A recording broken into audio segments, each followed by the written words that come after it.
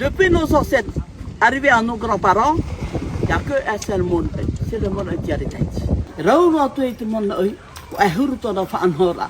Raunua tu te tiare tatatu e tuuroto, ai te whiwhi, ne nā ora ia hamani i tatatu mana oi. Nā mua roa e rawe tatu e te parau te opa. E rawe tohi a teuto. Me haurua tu me te peu e roa tatatu i to, no tu me roto i teuto te wera tara hinu, i roto i tara opa. Haurua tu ia te viti tatatou hinu ari te te, i tu uhia ni ihi te mea mahana. A teitera, parau te opa, te parau o te tiare. Tiare ta autou hina aro e tuu, no tamani ta autou monoi. Warawe no me wau te ia miri, tatatou monoi te mahana, e monoi miri ia. No tea monoi miri, te veira tu mo tata miauro nā rātou, e pari a rātou tu monoi miri i hui tō rātou tino. E monoi o te ia no te tamahanahana ai tō tātou tino, e no te tauramutu ar ai tātou. Trānoa nā tūhua, nā uhipa e rawahia te parau te hamani ai te monoi. Te teme, te anine wo te tamaiti, ia ana mai tā tātou opa. I roto te hamani au te monoi, ai tati whaito o te mea o te opa. Rahei noa tu te opa tā tātou e te uroto, rahei to ia te hinu e roa mai.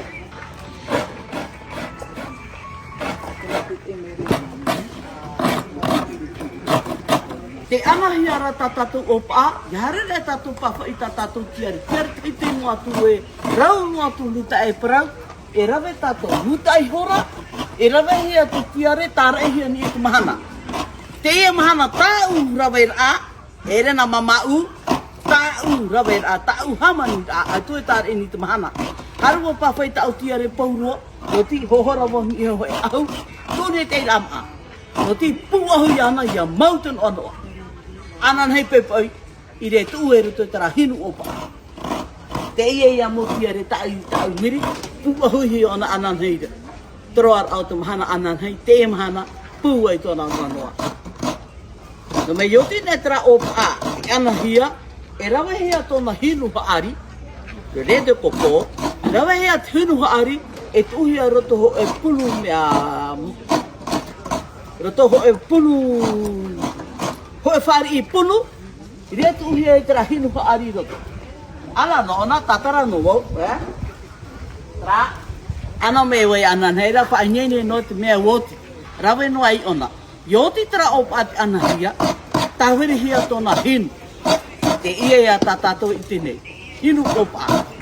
Ai te pape toroto, iare tato ana i te tato e rawe te pape, whaarua e te pape o te opa. Opa ano tatato hare e ana, yo ti tawiri ana. Nā ria te ahau o ta oto hare tawiri tera mea o ta opa. Ai te whaarari te pape. Tawiri no i ana, me maro e o ti e roa mai tera. Ia roa mai te ie hinu opa, i rea ona titohia i rutu punu maa, e rawera wo tera hinu opa, e te uaruto. Te rawa mo te ie miri, te uaruto tera punuma. Tō paurua oe, te rau e te tiare. Te rau, te tiare, tā rai, nā opa i te rawe, ia? E rawe iana mi te rā. Me te ia. Ta whakamenu le tura e te pei hua e te hia roto te rā ki o. E rawe pe o iana mi te rā, tātara, ia te rā tumu, te rā no pa au rau. Te rau mo e te tiare, ia? E te tiare. I rea oe ano i me te ia iana, i rea oe awha i e te mahana. E whaare i punu ra, i hat plastik, punu, no te ha. I hare ne tera hau o te mea, te mahana, i hoi te punu, viti tera, i hau, whaatahe tinu. Hau tato i ora pē, te rā tāma hōra, te ie. E tiare teitira ta utu i roto. Te hene tera hinu, riro mai o nonu tērā. Ai teu o toroto, no mea te mono i tera tau, tape ono ia teua, te ia ai teua. Opa anoa, te hinu o te opa, e tiare, e te mahana. Nā te mahana, pūai nei te mahana, viti o nā te hea.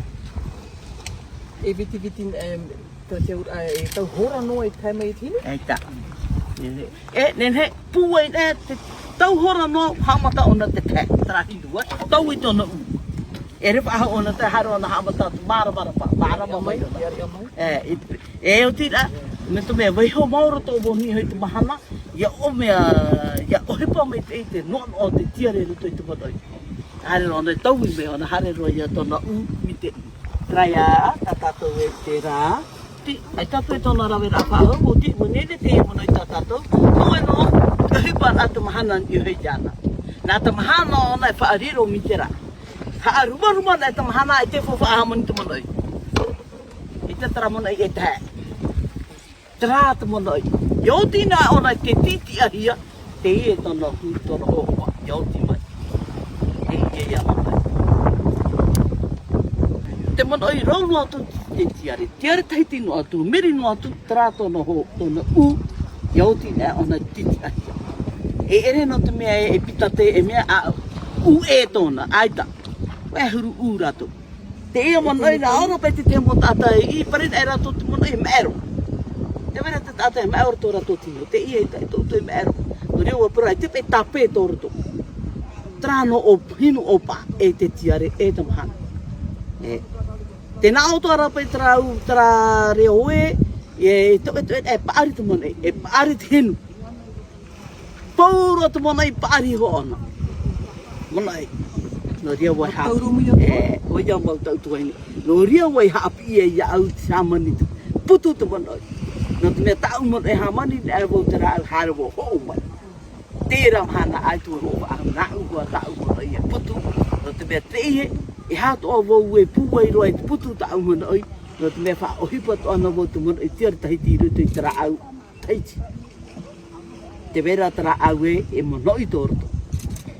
E ia tau roma i to ana e wau na ua tau monoi. Ai tu a tipe e hare te monoi i a tatu. Trai atu para ki tata tu monoi me pete vera te ki a awi mai pa ono tu wau. Combien de temps? C'est comme j'ai dit, là, on voit bien la couleur. C'est selon le soleil.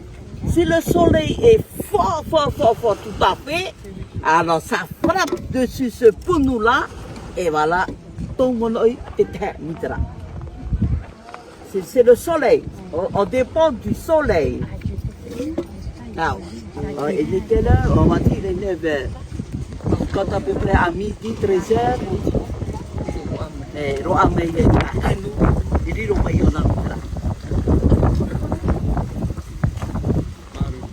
aujourd'hui, depuis nos ancêtres arrivés à nos grands-parents, il n'y a qu'un seul monde, c'est le monde entier de Tahiti. Il n'y a pas deux. Aujourd'hui, il y en a plusieurs. Il y en a qui font du monde œil nono, du monde œil Saint-Jean, du monde œil je ne sais pas trop quoi. Voilà. Moi, j'ai connu seulement un seul monde œil. Et ce monde œil-là, ça fait partie aussi de la médecine traditionnelle et le massage traditionnel. Après les autres, il y en a qui inventent, ça soigne les biens. Alors moi, je ne vais pas inventer ça. Les bienfaits. Nos grands-parents avant, nos ancêtres, pourquoi ils ont fait ça? Parce que c'est pour les enfants.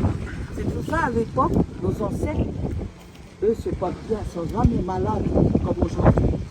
Parce que les parents font du raou. Dans la famille, il y a toujours du raou tricky dans chaque famille. Et le monde œil, tous les jours, de nos ancêtres, mais tout le monde œil, masse les enfants avec du monde œil. C'est pour ça les femmes d'autrefois et les hommes ils ont un joli corps. Voilà, c'est que les cheveux et ça fait allonger aussi, ça fait pousser aussi les cheveux. Tamano, c'était après le tamano, hein? Et sinon, c'est le tir de Tahiti. Moi, j'ai compris, le tir de Tahiti. C'est le tamano, je ne vais pas aussi inventer, hein? Je ne connais pas. Et par contre, le tir de Tahiti. Est-ce que ça sent le tir de Tahiti? Ça sent le? T'avais pas fait du tir de Tahiti? Ok, ça sent pas le copra, je sais pas. Voilà.